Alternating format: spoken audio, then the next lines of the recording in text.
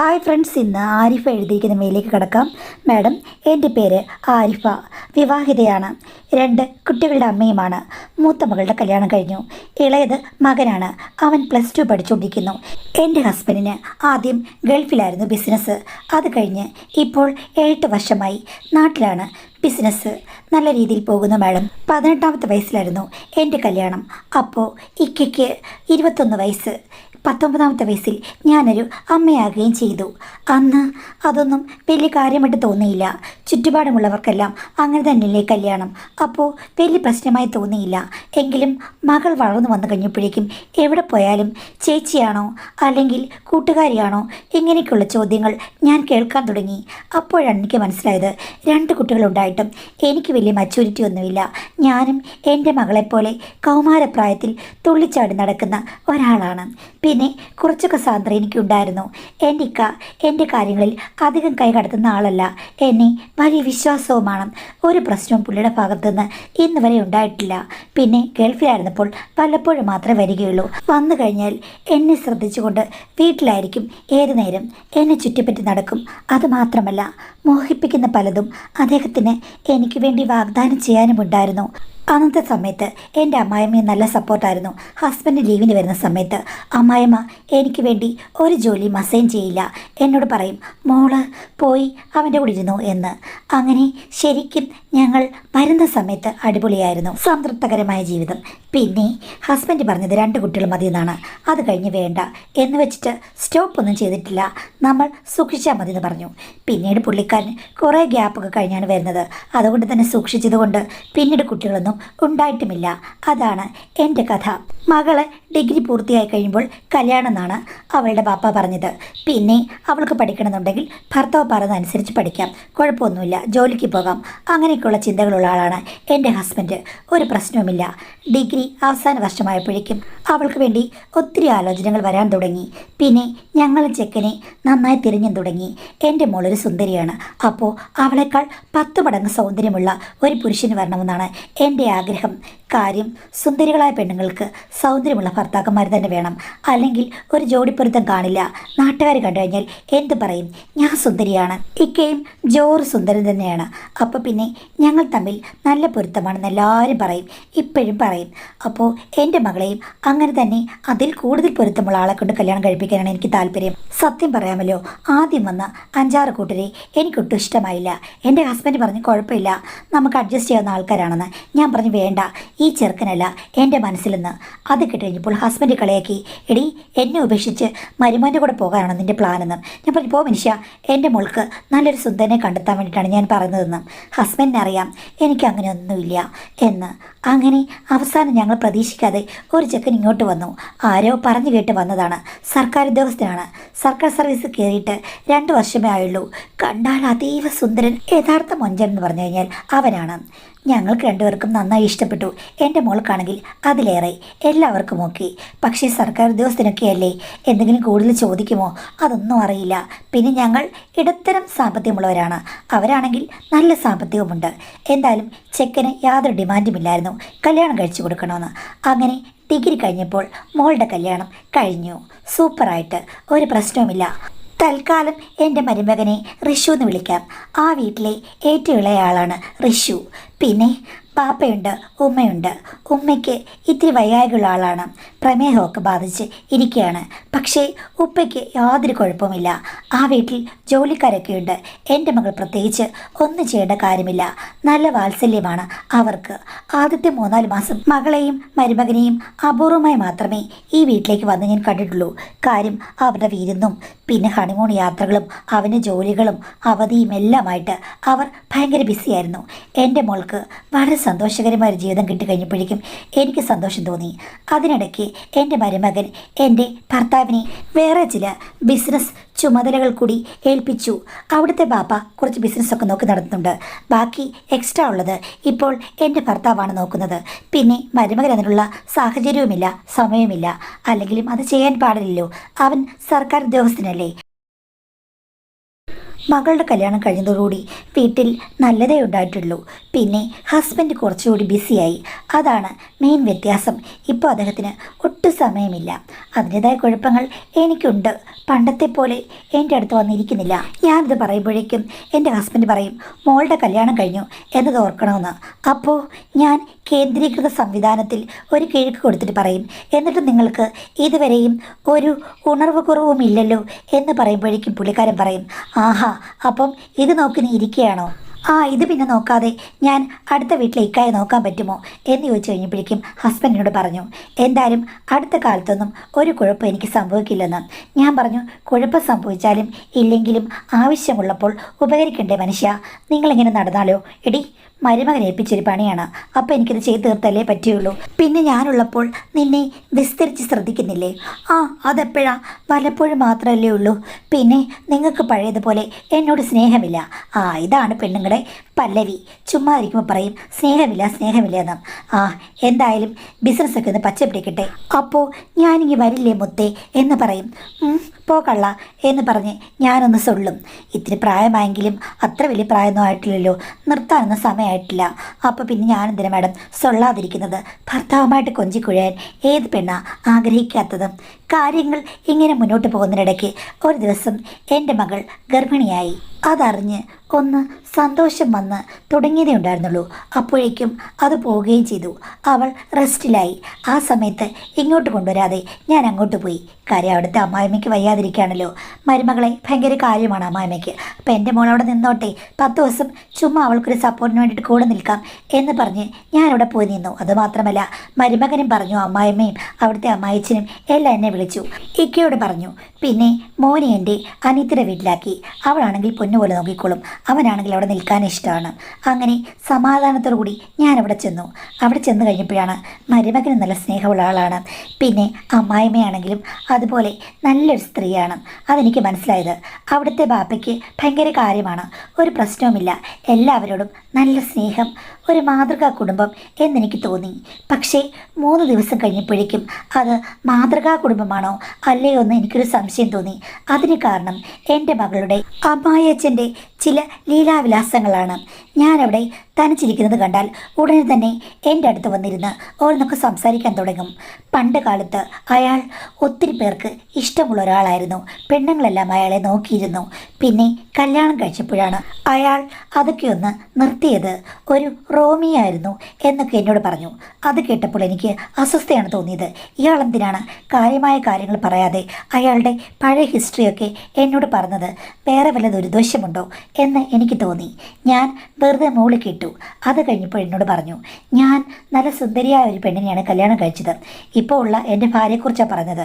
പക്ഷേ എന്ത് ചെയ്യാനാണ്, കുറേ കാലം കഴിഞ്ഞപ്പോഴേക്കും ആവശ്യമില്ലാത്ത അസുഖങ്ങളും ഒക്കെ വന്നു. പക്ഷേ ഞാനിപ്പോഴും ജോറായിട്ട് മുന്നോട്ട് പോവുകയാണ്. എനിക്ക് പഴയ മൈൻഡുണ്ട് എന്നൊക്കെ എന്നോട് പറഞ്ഞു. ഇത് കിളവിൻ്റെ അസുഖം തന്നെയെന്ന് ഞാൻ മനസ്സിൽ വിചാരിച്ചു. ഇവിടുന്ന് എത്രയും പെട്ടെന്ന് വീട്ടിലേക്ക് പോകണം. ഇങ്ങേർക്ക് ഇളകി നിൽക്കുകയാണ്. ഇനി എൻ്റെ മോളുടെ നേരെയും ഇങ്ങേർക്ക് എന്തെങ്കിലും പ്രശ്നമുണ്ടാകുമോ എന്നെനിക്ക് സംശയം. അവളോട് ചോദിക്കാൻ എനിക്കൊരു മടി. കാര്യം പുത്തരിയിൽ കല്ലിടരുതല്ലോ. ഒരു ദിവസം ഞാൻ മരുമകന് വേണ്ടിയിട്ട് സ്റ്റഫ്ഡ് പറാത്ത ഉണ്ടാക്കിയായിരുന്നു. അത് ഞാൻ തലേദിവസം പറഞ്ഞായിരുന്നു അവൻ ഉണ്ടാക്കി കൊടുക്കാമെന്ന്. അപ്പോൾ ഒരു 6 മണിയൊക്കെയാണ് വൈകിട്ട്. അവൻ ഓഫീസിൽ നിന്ന് വരുന്ന സമയമായി. ഒരു 7:30 ആകുമ്പോൾ അവന് കൊടുക്കാമല്ലോ എന്ന് വിചാരിച്ചാണ് ഞാൻ ഉണ്ടാക്കി തുടങ്ങിയത്. ആ സമയത്ത് ജോലിക്കാർ പോയിരുന്നു. ഞാൻ മാത്രമേ ഉള്ളൂ അടുക്കളയിൽ. ആരും എൻ്റെ പുറകിൽ നിൽക്കുന്ന പോലെ എനിക്ക് തോന്നി. ഞാൻ തിരിഞ്ഞു നോക്കി കഴിഞ്ഞപ്പോഴേക്കും എൻ്റെ മകളുടെ അമ്മായിച്ചനാണ്. ഞാൻ പെട്ടെന്ന് ഞെട്ടിത്തിരിഞ്ഞ് എന്താണെന്ന് ചോദിച്ചു. അപ്പോൾ പുള്ളിക്കാരൻ എന്താ ഉണ്ടാക്കുന്നതെന്ന് ഞാൻ പറഞ്ഞു. കണ്ടില്ലേ, ഒരു സ്പെഷ്യൽ ഡിഷാണെന്ന്. അപ്പോൾ അയാൾ പറയുകയാണ്, അതിലൊന്നുമല്ല കണ്ണ്, എനിക്ക് വേറെ ചില കാര്യത്തിലാണ് വിസ്തൃതമായ കാര്യങ്ങൾ എന്ന് പറഞ്ഞ് അയാൾ പുറകിൽ നിന്നും സമ്മർദ്ദം പോലെ എന്തോ തന്ത്രങ്ങൾ ചെലുത്തി. മാഡം, എനിക്കാണെങ്കിൽ എന്ത് ചെയ്യണമെന്നറിയില്ല. അങ്ങേരുടെ പിടി വിടുവിപ്പിക്കാനുമാകുന്നില്ല. എന്ത് ചെയ്യാൻ പറ്റും? അലറി വിളിച്ചാലോ? വേണ്ട, അത് മകൾക്ക് കുറച്ചിലാകും. ഞാൻ വന്ന് വീട്ടിലെ സമാധാനം പോയെന്നാകും. എന്ത് ചെയ്യാം? ഇങ്ങേർക്ക് ഈ ചട്ടകം കൊണ്ടൊരു കുത്തു കൊടുത്താലോ എന്നോർത്തു. ഇതൊക്കെ ആലോചിച്ച് ഞാൻ ഒരു നിമിഷം ഇങ്ങനെ നിന്ന സമയത്ത് സമയത്തുണ്ട് എൻ്റെ മരുമകൻ അടുക്കളവാതിൽ നിന്ന് ഉമ്മ എന്ന് എന്നെ വിളിച്ചു. ആ ശബ്ദം കേട്ട് പെട്ടെന്ന് അയാൾ ഒന്ന് മാറി. എന്താ പാപ്പ അടുക്കളയിൽ? ഏയ് ഒന്നുമില്ല, നിൻ്റെ അമ്മായിയമ്മതേ ഇവിടെ എന്തോ സ്പെഷ്യൽ ഡിഷ് നിനക്ക് വേണ്ടി ഉണ്ടാക്കുന്നു എന്ന് പറഞ്ഞത് കേട്ടിട്ട് നോക്കാൻ ഞാൻ വന്നതാണെന്ന്. പക്ഷേ എൻ്റെ മരുമകൻ അത് കണ്ടോന്ന് എനിക്കറിയില്ല. കണ്ടു കാണും. അമ്മായിപ്പൻ പെട്ടെന്ന് അവിടുന്ന് സ്കൂട്ടി ചെയ്തു. പക്ഷെ മരുമകൻ വന്നപ്പോൾ അവൻ്റെ മുഖത്ത് ഭാഭേദമൊന്നും കണ്ടില്ല. അവൻ അറിഞ്ഞില്ലെന്ന് തോന്നുന്നു. നല്ല കാര്യം അവൻ വന്നത്. ഉമ്മ ഇപ്പം ഇതൊന്ന് ടേസ്റ്റ് ചെയ്യാൻ പറ്റുമെന്ന് ചോദിച്ചു. ഞാൻ പറഞ്ഞു എന്താ, എടുത്ത് കഴിക്കുമെന്ന്. ഒരെണ്ണം ഉണ്ടാക്കിയത് അവൻ കഴിച്ചു. കൊള്ളാം, അടിപൊളി. ഇതിന് കറി ഉണ്ടോയെന്ന് ചോദിച്ചു. ഞാൻ പറഞ്ഞു പിന്നെ കറി ഉണ്ടാക്കുന്നുണ്ട്, സ്പെഷ്യൽ കറി, യൂട്യൂബ് നോക്കിയിട്ട്.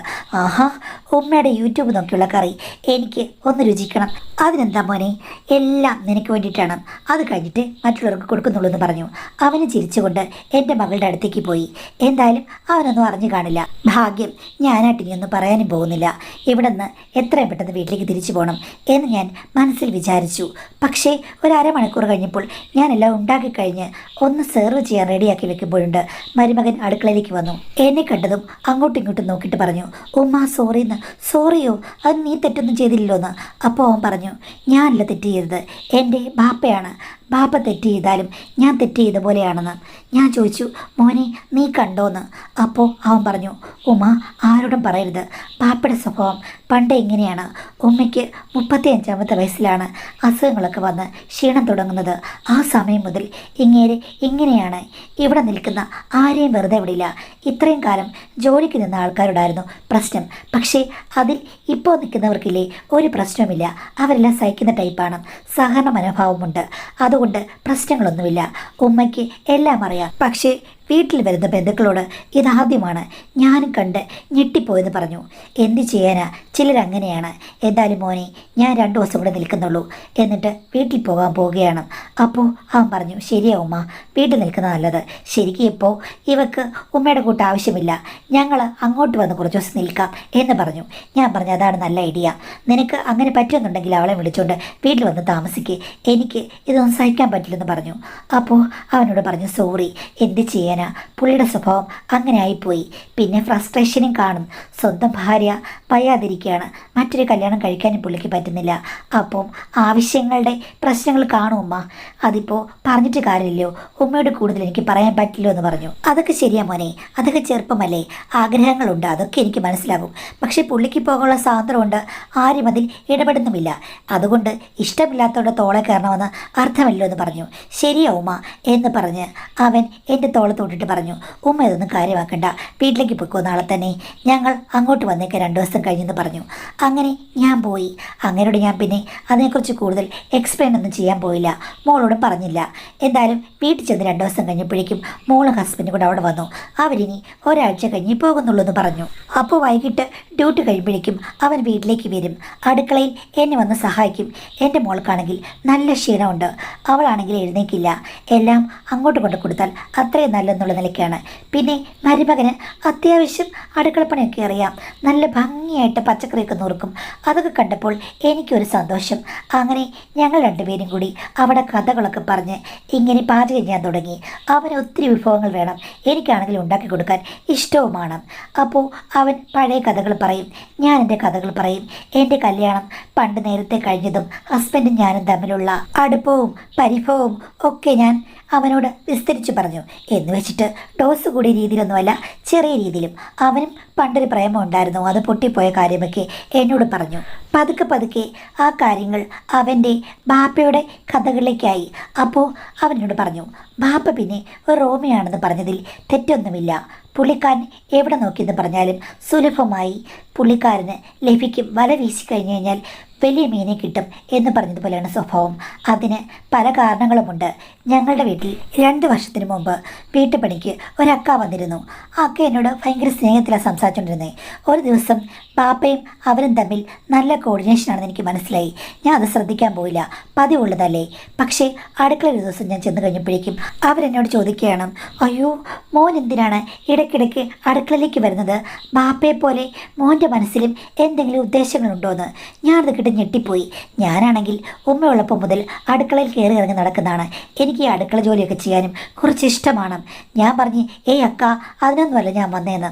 അപ്പോൾ അക്ക പറഞ്ഞു, കൊച്ചു കള്ളൻ, എനിക്കറിയാം എന്ന് പറഞ്ഞുകൊണ്ട് അവർ പിന്നീട് ചെയ്ത കാര്യങ്ങൾ എന്നെ ഞെട്ടിക്കുകയാണ് ചെയ്തത്. അത് ഞാൻ എങ്ങനെ പറയൂ ഉമ്മ? അതിനെന്താ, നീ പറയടാ തുറന്ന്. അതുമ്മ, അവർ എന്നോട് വന്ന് ഇങ്ങോട്ട് കയറി അറ്റാക്ക് ചെയ്ത് അളവെടുക്കുന്ന രീതിയിൽ വന്ന് എന്നെ കടന്നാക്രമിച്ചിട്ട് പറയുകയാണ്, എനിക്കറിയാം ആ ബാപ്പയുടെ മോനല്ലേ, ബാപ്പയേക്കാൾ 3 ഇരട്ടിയെങ്കിലും നിന്റെ മനസ്സിൽ മോഹം കാണും, ഞാനൊന്ന് നോക്കട്ടെ എന്ന് പറഞ്ഞ് അവർ കൈകൾ നീട്ടിക്കൊണ്ട് വന്നു. അവസാനം ഞാൻ അവരുടെ കയ്യിൽ നിന്ന് രക്ഷപ്പെട്ട് ഓടിപ്പോവുകയായിരുന്നു. അത് കഴിഞ്ഞ ശേഷം പിന്നെ കുറച്ച് നാൾ കൂടി അവർ നിന്നുള്ളൂ. പാപ്പയും അവരും തമ്മിൽ എന്തോ കാശിൻ്റെ തർക്കമൊക്കെ ഉണ്ടായിട്ട് അവരങ്ങ് പോവുകയായിരുന്നു. അത് കഴിഞ്ഞിട്ടാണ് ഇപ്പോൾ നിൽക്കുന്ന സ്ത്രീ വന്നതെന്ന് പറഞ്ഞു. ഈ കഥ കേട്ടപ്പോൾ ഞാനങ്ങ് പൊട്ടിച്ചിരിച്ചു. എന്താ എന്താ ഉമ്മ ചിരിക്കുന്നതെന്ന് ചോദിച്ചു. അല്ല, നീ അവർ വന്നപ്പോൾ ഓടി രക്ഷപ്പെട്ട രംഗമോർത്ത് ഞാൻ ചിരിച്ചതാണെന്ന്. പാവം, അവരത്രയും മോഹാവേശത്തോടി വന്നു കഴിഞ്ഞപ്പോഴേക്കും നീ ഓടി രക്ഷപ്പെടേണ്ട കാര്യമില്ലായിരുന്നു. നിന്റെ സൗന്ദര്യം കണ്ട് മോഹിച്ച് വന്നതല്ലേ, അവർക്ക് വല്ലാത്ത നിരാശയായിട്ടുണ്ടാകും. അപ്പോൾ അവൻ പറഞ്ഞു, ബാപ്പയല്ല ഞാൻ, അതൊക്കെ പോട്ടെ, അവർ വന്നിട്ട് നീ പിടികൊടുത്തോ, എന്നിട്ടവർ എന്തെങ്കിലും അഭിപ്രായം പറഞ്ഞോ എന്ന് ചോദിച്ചു. ശരിക്കും അങ്ങനെ ചോദിക്കാൻ പാടില്ലാത്തതാണ് മാഡം, പക്ഷേ നല്ല ഫ്രണ്ട്ലി രീതിയിൽ സംസാരിക്കുകയല്ലേ. അപ്പോൾ ആ സ്ത്രീ എന്തായിരിക്കും അഭിപ്രായം പറഞ്ഞത്? ഇതിനുമപ്പുറം അവിടെ എന്തെങ്കിലും സംഭവിച്ചോ എന്നൊക്കെ എനിക്കങ്ങ് ആഗ്രഹമൂത്ത് ചോദിച്ചതാണ്. അത് കേട്ട് അവിടുന്ന് ഞെട്ടി തോന്നു. അല്ലുമ്മ, അതൊക്കെ എനിക്ക് പറയാൻ പറ്റുമോ? അല്ലടാ, എന്തായാലും ഇത്രയും പറഞ്ഞില്ലേ, ആ സ്ത്രീ എന്നിട്ട് നീ ഓടിപ്പോകുന്നതിന് മുമ്പ് എന്തെങ്കിലും അഭിപ്രായം പറഞ്ഞെന്ന് ചോദിച്ചു. അപ്പോൾ അവൻ തല താഴ്ത്തിക്കൊണ്ട് പറഞ്ഞു, ഒരഭിപ്രായം പറഞ്ഞു. അപ്പോൾ ഞാൻ ചോദിച്ചു, എന്താ പറഞ്ഞത്? അല്ല, ബാപ്പയേക്കാൾ കൊള്ളാം മോനേന്ന്. ആഹാ, അപ്പോൾ അവർ അതിക്രമിച്ച് കടന്ന് മുളങ്കും പൊന്ന് ഒടിച്ചു എന്ന് ഞാനും പറഞ്ഞു. എന്തിന് ഞാൻ അങ്ങനെ പറഞ്ഞെന്ന് എനിക്കറിയില്ല മാഡം. ആവശ്യമില്ലാത്ത കാര്യങ്ങളൊക്കെ പറഞ്ഞു കഴിഞ്ഞപ്പോഴേക്കും ആദ്യത്തെ 1-2 ദിവസം മുഖത്തോട് മുഖം നോക്കാൻ അങ്ങ് ചമ്മലായി. പക്ഷേ പിന്നീട് ചമ്മലൊക്കെ അങ്ങ് പോയി. ഹസ്ബൻഡ് വരുമ്പോൾ മാത്രം ഞാൻ മരുമകനുമായിട്ട് ഫോർമലി സംസാരിക്കും. അത് കഴിഞ്ഞാൽ പിന്നെ മോളില്ലെങ്കിൽ ഞങ്ങൾ രണ്ടുപേരും കൂടെ ആവശ്യമില്ലാത്തതും അനാവശ്യമായതും ഒക്കെ സംസാരിക്കാൻ തുടങ്ങി. മോളതൊന്നും അറിയുന്നുണ്ടായിരുന്നില്ല. ഒരു ദിവസം അവൻ പറഞ്ഞു, ഇത്രയൊക്കെ സംസാരിക്കാമെങ്കിൽ ഉമ്മ പിന്നെന്താ ബാക്കിയായാലെന്നും. ഞാൻ ചോദിച്ചു, എന്തു ബാക്കി? അല്ല, ഉമ്മയല്ലേ പറഞ്ഞത് മുളങ്കൂമ്പ് ഒടിച്ചെന്ന്? മുളങ്കൂമ്പൊക്കെ ഇപ്പോൾ വളർന്നു വലുതായി മുളങ്കാടുകളായി ഉമ്മ എന്ന് പറഞ്ഞു. ഞാൻ പറഞ്ഞു, ഒന്ന് പോടാ, തോന്നിയാസങ്ങൾ പറയാതെന്ന്. അല്ലുമ്മ, കറക്റ്റാണ്. പിന്നെ ഒരു കാര്യം ഓർക്കുമ്പോൾ എൻ്റെ ബാപ്പയെ അഭിനന്ദിക്കാതിരിക്കാൻ വയ്യാന്ന് പറഞ്ഞു. എന്താ, അങ്ങനെ ചെയ്ത കാര്യം ശരിയാണോ? അല്ലുമ്മ, കണ്ടു കഴിഞ്ഞപ്പോഴേക്കും വിസ്താരത നോക്കാൻ വന്ന എൻ്റെ ബാപ്പയെ കുറ്റം പറയാൻ പറ്റില്ല. അങ്ങേര് നോക്കിക്കഴിഞ്ഞപ്പോഴേക്കും ബ്രേക്ക് ചവിട്ടി കാണും, പക്ഷെ നിന്നില്ല, കൺട്രോൾ പോയി കാണും എന്ന് പറഞ്ഞു. ആ, നിനക്കെന്തായാലും കുറച്ചൊക്കെ കൺട്രോൾ ഉണ്ടല്ലോ, അതുകൊണ്ട് കുഴപ്പമില്ല, എല്ലാം നന്നായി പോകുമെന്ന് പറഞ്ഞു. അപ്പോൾ അവൻ ഇത്തിരി കഴിഞ്ഞപ്പോൾ പറയുകയാണ്, അങ്ങനെയല്ലുമ്മ, എനിക്കും ഒട്ടും കൺട്രോൾ ഇല്ലെന്ന്. അത് കേട്ടപ്പോൾ ഞാൻ പിന്നെയും ഞെട്ടി. ചെക്ക, പ്രശ്നങ്ങളാകും എന്ന് പറഞ്ഞു കഴിഞ്ഞപ്പോഴേക്കും ആ പറഞ്ഞു, ഇനി എന്ത് പ്രശ്നമാണ്? ഉമ്മ എൻ്റെ ഉമ്മയല്ലേ, ഒരു കുഴപ്പമില്ലെന്ന് പറഞ്ഞ് ചെക്കൻ എന്നെ അട്ടക്കട്ട പുണർന്നോന്ന് പറഞ്ഞാൽ മതിയല്ലോ. അതോടുകൂടി ഞാനും ഓർത്തു, എൻ്റെ മകളാണെങ്കിൽ അത്ര വലിയ കാര്യമായിട്ടൊന്നും ഇതൊന്നും ശ്രദ്ധിക്കുന്ന കൂട്ടത്തിലല്ല. എനിക്കാണെങ്കിൽ എൻ്റെ ഹസ്ബൻഡിനെ പിരിഞ്ഞുള്ള വിരഹ ദുഃഖം, അതും എല്ലാം കൂടി ചേർന്ന് കഴിഞ്ഞപ്പോഴേക്കും വിരഹിണിയായി ഞാൻ മുളങ്കാട്ടിലേക്ക് വലഞ്ഞു കയറി മുളന്തേൻ രുചിക്കാൻ തീരുമാനിച്ചു. അല്ലാതെ എന്ത് ചെയ്യാൻ പറ്റും? മുളങ്കൂമ്പുകൾ വഴിമാറി വടവൃക്ഷമായി മുള വളർന്ന ആ കാട്ടിനുള്ളിൽ കയറി കഴിഞ്ഞപ്പോൾ പിന്നെ എനിക്ക് പുറത്തിറങ്ങാൻ പറ്റുന്നില്ല. കാര്യം, പുറത്തേക്കൊരു വഴിയില്ല, എല്ലാം അങ്ങ് അകത്താണ്. എന്ത് ചെയ്യാനാ? അതിൻ്റെ രസം ആർക്കറിയാൻ പറ്റും? മരുമകൻ എനിക്കൊരു അസറ്റാണെന്ന് അന്ന് എനിക്ക് മനസ്സിലായി. അവനെ വിട്ട് കളഞ്ഞു കഴിഞ്ഞാൽ ഏതൊരു പെണ്ണിനും നഷ്ടം തന്നെയാണ്. മോളും അവനെ സ്നേഹിക്കുന്നുണ്ട്, പക്ഷേ ഒരു പ്രശ്നവുമില്ലാതെ എല്ലാം മാനേജ് ചെയ്യാൻ അവനറിയാം. പിന്നെ വീട്ടിലാണെങ്കിൽ സാഹചര്യങ്ങളുമുണ്ട്. അവനാണെങ്കിൽ അവളെ വീട്ടിൽ കൊണ്ടുപോയ ശേഷം ഇടയ്ക്ക് ഇങ്ങോട്ട് വരും പകൽ സമയത്ത്. അത് മതി എനിക്കും അവനും മുളങ്കാട്ടിനുള്ളിൽ മൂളിപ്പാട്ട് മൂളാൻ. എല്ലാം സ്മൂത്തായി പോവുകയായിരുന്നു. പക്ഷേ എൻ്റെ മകൾക്ക് പിന്നീട് ഒരു വിശേഷം ഉണ്ടായില്ല. ഒത്തിരി പേർ ചോദിക്കാൻ തുടങ്ങി, ഡോക്ടർമാരെയൊക്കെ കണ്ടു, എന്നിട്ടും ഒരു കുഴപ്പവുമില്ല. പക്ഷേ ഒന്നും ആകുന്നില്ല. അതിൻ്റെ ഒരു മനോവിഷമം എനിക്കും അവനും ഉണ്ടായിരുന്നു. പക്ഷേ ഞങ്ങൾ രണ്ടുപേരെയും ഞെട്ടിച്ചുകൊണ്ട് ആ വിശേഷമെല്ലാം എനിക്ക് വന്നുകൂടി മാഡം. ഞാൻ ഞെട്ടിപ്പോയി. ഒരിക്കലും എല്ലാം നോക്കി നടന്ന എനിക്ക് ഇതുവരെയും ഒരു പ്രശ്നവും പറ്റാത്തതായിരുന്നു. ഞാനും മരുമകനും ഞെട്ടിപ്പോയി. സ്വന്തം ഭാര്യയ്ക്ക് വിശേഷമുണ്ടാകുന്നതിന് പകരം അമ്മായിയമ്മയ്ക്ക് വിശേഷമുണ്ടായിന്ന് അത് മാലോകരോട് പറയാൻ പറ്റുമോ? പിന്നെ കഷ്ടപ്പെട്ട് ഞാനും മരുമകനും പോയി ഒഴിവാക്കി മാഡം.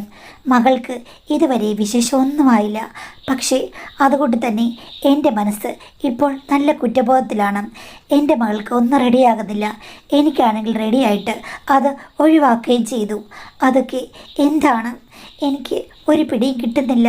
എൻ്റെ മകൾക്ക് ഒരു കുഴപ്പവുമില്ല. ട്രീറ്റ്മെൻറ്റ് ചെയ്തിട്ട് എന്താണ് നടക്കാത്തത്? മരുമകന് ഒരു കുഴപ്പമില്ലെന്ന് തെളിഞ്ഞതല്ലേ? ഈ സംഭവത്തിന് ശേഷം എനിക്ക് ചെറിയ കുറ്റബോധം തോന്നുന്നു. എൻ്റെ കയ്യിൽ തെറ്റുകൊണ്ടാണോ മകൾക്ക് കുട്ടികൾ ഉണ്ടാകാതിരിക്കുന്നത്? എനിക്ക് ഒരു പിടിയുമില്ല മാഡം.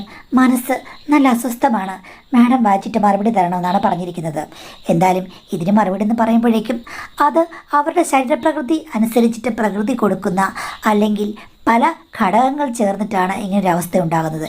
എല്ലാവർക്കും നമ്മൾ പറയുന്ന സമയത്തോ പറയുന്ന നേരത്തോ ഇങ്ങനെയൊന്നും സംഭവിക്കണമെന്നില്ല. 40 വയസ്സിന് മുകളിലുള്ള നിങ്ങൾക്ക് പ്രതീക്ഷിക്കാൻ തന്നെ കാര്യങ്ങളെല്ലാം ഓക്കെ.